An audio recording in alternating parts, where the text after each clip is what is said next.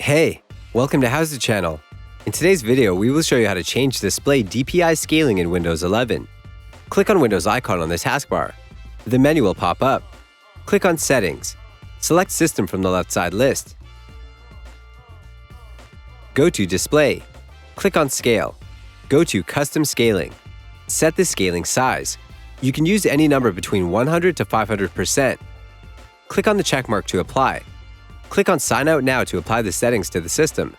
Log into the system. The scaling will change. Let's do it again. Click on Windows icon on the taskbar. The menu will pop up. Click on Settings. Select System from the left side list.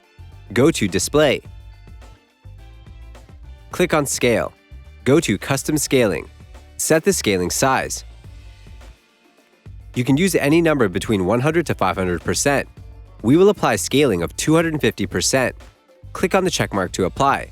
Click on Sign Out Now to apply the settings to the system. Log into the system.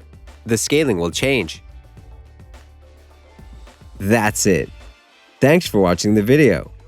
Please like it and let us know if you used any of our tips and tricks. Subscribe to our channel.